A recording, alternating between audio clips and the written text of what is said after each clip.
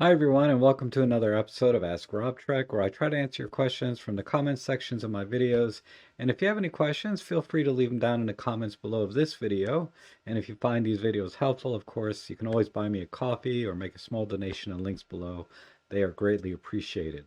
All right, the first question here is from Santa Mike 212, and he says, can you go over when to use contrast and phase, advantages and disadvantages? And I'm going to assume you're talking about two different cameras with different autofocusing systems, because if it's one camera, you don't have a choice. You're going to be stuck using whatever it came with, either contrast or phase detect. So without getting too complicated or going down that rabbit hole of contrast detect systems and phase detect systems, basically in today's modern cameras, contrast detect systems are just cheaper to make.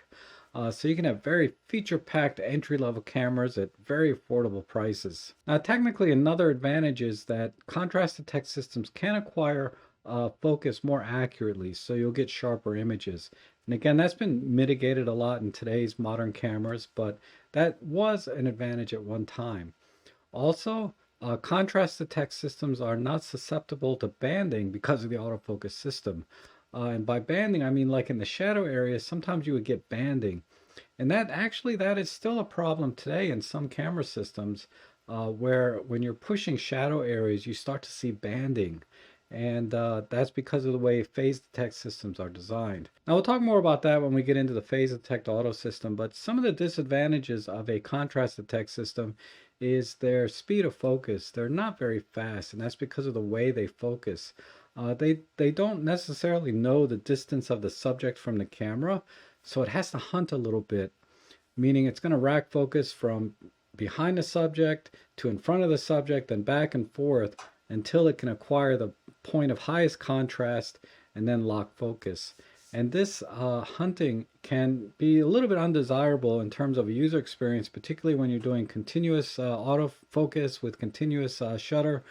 A lot of time, and you'll see this in reviews of cameras, that they say, it looked a little blurry in the viewfinder, but then when I looked at the image, it was actually in focus. So the contrast detect system can still be reliable, but the user experience is not so great. And then also in video work, this is very undesirable, because when you're filming a subject and the camera's trying to focus on their eye or their face, you can see sort of this pulsing going on during the recording.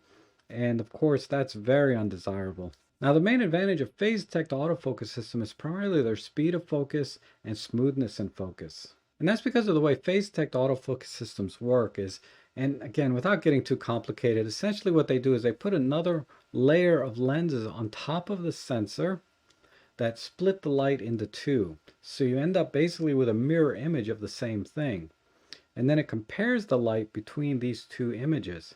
And if they have the same brightness, then the camera has acquired autofocus. If one is brighter than the other, then it knows the subject is closer to the camera, and if one is darker than the other, it knows that the subject is further away from the camera. So right away, the camera knows if the subject's in focus. If it's not in focus, where is it? Is it closer to the camera or further away from the camera? So if it's further away from the camera, for example, it doesn't have to back focus and then go forward. It can start going forward right away. So if you have a fast lens, meaning fast focusing motors in the lens, phase detect autofocus systems can be very, very fast, because all it has to do is, if something's out of focus, move to that point very quickly and then stop as soon as these two images are equal in brightness. And hence you don't get that hunting of back and forth trying to acquire the highest point of contrast, but rather you stop immediately as soon as the two brightnesses are equal. So you don't get that hunting action. However, that's the Achilles heel to the phase detect autofocus system, is because of that extra layer on top of the sensor, you may get banding in your shadow areas. And again, that has been mitigated in most cameras at this point, but you do still see it time to time in reviews. So to make a long story short, really either autofocus system will be fine for photography, but if you're doing videography and you're going to rely on the autofocus system for your videos, then you really want to look for a phase detect autofocus system. All right, the next question here is from Nicholas Morgan, and he says, do you know if you can change what is included in the multifunctions? I used to use it on my EM5 Mark III, mostly for ISO, but would occasionally one of the other options. I just upgraded to software 1.7 and now it doesn't look like ISO is an option anymore. All right, so I actually updated my EM5 Mark III just last night to 1.7 based on your question, just to see if the same thing happened to me. So if we go into the wrench menu, you can see I'm on firmware version 1.7. So to access the multifunctions, basically you go into the button menu here under B for button function, and I'm going to assign the ISO button to be a multifunction button. So you just do that. Okay, it's right there. And then you need to go to the display menu, and this is where you can set the multifunctions that you can see when you push the multifunction button.